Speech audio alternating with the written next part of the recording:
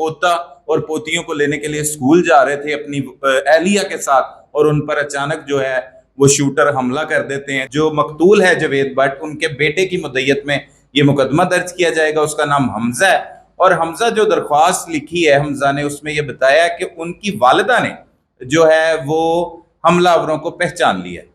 एक हमलावर उन्होंने अमीर फतेह बताया और दूसरा जो उसके साथ कैसर भट्ट, और साथ दो नामालूम, उनको भी वो सामने आने पर पहचान सकते हैं। तीफी भट्ट के भेनोई का आज जो कत्ल हुआ है उसके मुतालिक एफआईआर हो गई है, और एफआईआर का जो मतन है सलमान कुरैशी साहब जो कि सीनियर क्राइम रिपोर्टर हैं हमारे साथ मौजूद है। सर, सबसे पहले तो बहुत शुक्रिया आपके टाइम का। एफआईआर सुना है कि हो गई है या हो रही है, और उसका मतन क्या है, क्या लिखवाया गया उसमें? अभी हो रही है एफआईआर। जो दरखास्त दी गई है उसका मतन ये सामने आया जिस पर एफआईआर दर्ज होगी। उसमें खास तौर पर यह बात बताई गई है, जो मकतूल है जावेद भट्ट, उनके बेटे की मुद्दत में ये मुकदमा दर्ज किया जाएगा। उसका नाम हमजा है, और हमजा जो दरख्वास्त लिखी है हमजा ने, उसमें यह बताया कि उनकी वालिदा ने जो है वो हमलावरों को पहचान लिया। एक हमलावर उन्होंने अमीर फतेह बताया और दूसरा जो उसके साथ कैसर भट्ट, और साथ दो नामालूम, उनको भी वो सामने आने पर पहचान सकते हैं, ये बताया गया है। अब तक जो हमारे जराए ने ये चीज़ कंफर्म की है वो ये है कि इस कातलाना हमले में जो मुलविस अफराद हैं उनमें अमीर फतेह को शामिल किया गया है और कैसर भट्ट को शामिल किया गया है। और जो मुद्दई मुकदमा है वो कहता है कि वालिदा ने इन दोनों को पहचान लिया। इनके अलावा नामालूम अफराद थे, उन्हें भी सामने आने पर पहचान लेंगे।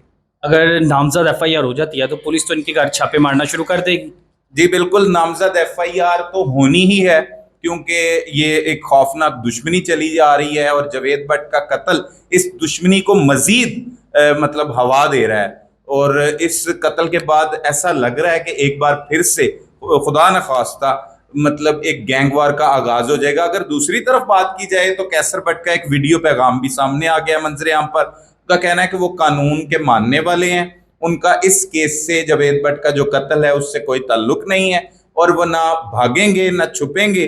अगर कानून की मतलब रहनुमाई के लिए, उनकी मदद के लिए वो खुद जाएंगे और सबूत पेश करेंगे कि इस वाक़े से उनका कोई ताल्लुक नहीं है। ये वीडियो पैगाम इस वक्त मुख्तलिफ सोशल मीडिया प्लेटफॉर्म पर वायरल है। सलमान भाई, ऐसा भी तो हो सकता है कि दुश्मनी बिलाज की फैमिली की और इनकी तीफी भट्ट की फैमिली की थी, फ़ायदा तीसरा आके और कोई उठा गया हो?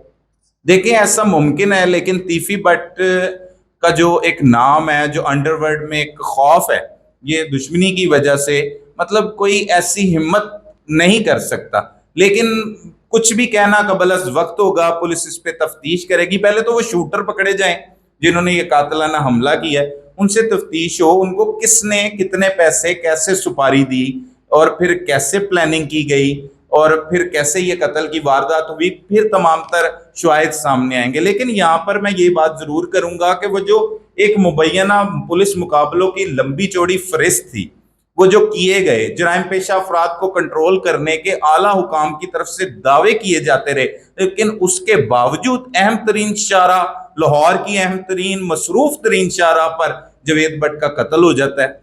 वो अपने जो है वो जो पोता और पोतियों को लेने के लिए स्कूल जा रहे थे अपनी एहलिया के साथ, और उन पर अचानक जो है वो शूटर हमला कर देते हैं, जिसकी वजह से वो मौका पर ही मारे जाते हैं, जबकि उनकी एहलिया जो है वो जख्मी हो जाती हैं अस्पताल में, जिन्हें तिब्बी इमदाद दी जा रही है। अच्छा, मैं अभी पहले भी बात कर रहा था कि पहले मर्दों की जंग थी, जो भी दुश्मनी थी मर्दों तक महदूद थी, अब खवातीन को भी अंदर का सीटा जा रहा है, तो ये हालत ज्यादा तशवीशनाक नहीं है? देखिए, अगर इखलाकी तौर पर बात की जाए तो दुश्मनदार लोगों के भी असूल होते हैं। खासतौर पर खवातीन को दुश्मनियों में नहीं घसीटा जाता, उनका बड़ा एहतराम किया जाता है। अगर वो मौजूद हों तो हमला भी अक्सर औकात जो दुश्मनदार हैं वो नहीं करते। अब ये कैसे हमला हो गया, किसने किया, ये तो हकायक सामने आएंगे, और एफआईआर जो है वो फर्स्ट इंफॉर्मेशन रिपोर्ट होती है। असल हकायक तफ्तीश के बाद ही सामने आते हैं कि इस वारदात में कौन मुलविस था, वो पुलिस सामने ले आएगी, अगर कोशिश करेगी। अब तक तो पुलिस ने कोई इस हवाले से इकदामात नहीं किए। हाँ, अलबत्ता हमारे ज़राए मजीद भी ये बता रहे हैं कि कुछ बैरून मुल्क मुल्ज़मान जो इस एफआईआर में नामजद हैं वो फरार ना हो जाए, उसके लिए भी पुलिस जो है इनके नाम जो है वो उधर डाल रही है कि ये बैरून मुल्क ना जा सकें।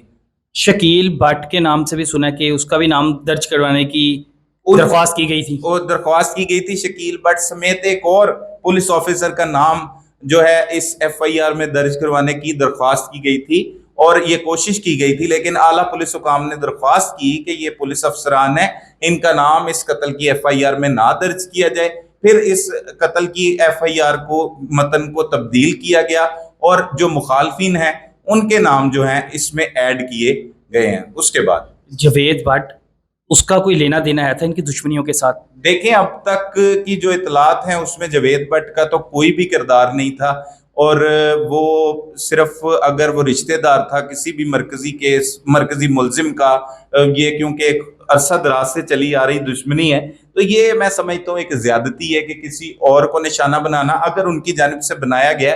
देखें, ये तो अब कानून पुलिस हुकाम यही सामने लाएंगे। रियासत की जिम्मेदारी है कि ये अहम तरीन कत्ल हुआ है और कुछ देर कबल एहसन शाह का मुबैना पुलिस मुकाबला हुआ, वो टॉपिक खत्म हुआ, वो सारी जो प्लानिंग थी उसको पुलिस ने करके अच्छे तरीके से वाइंड अप कर लिया, लेकिन अचानक से फिर इस खौफनाक दुश्मनी का मैं समझता हूँ एक बार फिर से आगाज शुरू हुआ है। इससे मजीद खून खराबे के खदशात हैं कि कहीं ऐसा ना हो कि फिर एक बार से गैंग वॉर जो है वो लाहौर में शुरू हो जाए और इसी तरह कत्लो गारत गिरी का बाजार गर्म हो जाए। तो ये कत्ल की वारदात तो हो गई, लेकिन अब पुलिस हुकाम के कांधों पर बहुत ज्यादा जिम्मेदारी आ गई है, रियासत के कांधों पर बहुत ज्यादा जिम्मेदारी आ गई है कि इसे किस तरह से कंट्रोल किया जाए और शूटर्स को भगाने का, मार देने के वो जो दावे हैं वो दावे के दावे ही रह गए हैं, धरे के धरे रह गए। आपको लगता है कि दोनों फैमिलीज, दुश्मनदार फैमिलीज,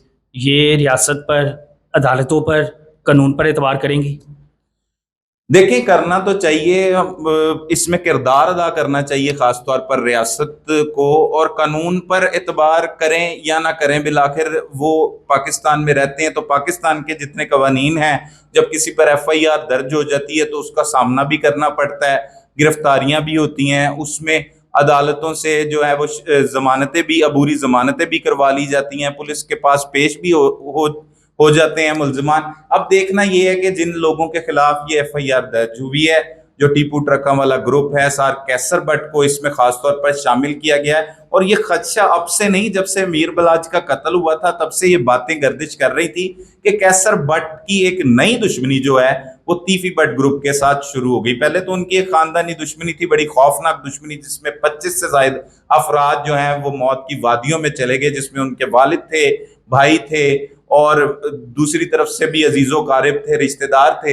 लेकिन अब अचानक से एक वो दुश्मनी जो पहले दो खानदानों के दरमियान चली आ रही थी, उन्होंने अपने दोस्त का एक तरह साथ देने की कोशिश की, लेकिन वो एक इस दुश्मनी की लपेट में आ चुके हैं। अब एक बार फिर ये बड़ा अफसोसनाक सूरत हाल है ये जो भी लाहौर में चल रहा है, और ये इस पर कंट्रोल करना जो है वो मैं समझता हूँ कि रियासत की जिम्मेदारी है। उन्हें चाहिए कि वो इस अच्छे तरीके से इसे कंट्रोल करें। मुल्जिमान को ये तब भी कंट्रोल हो सकता है जब उनको उनके किए की सजाएं दिलवाई जाए, उन्हें गिरफ्तार किया जाए।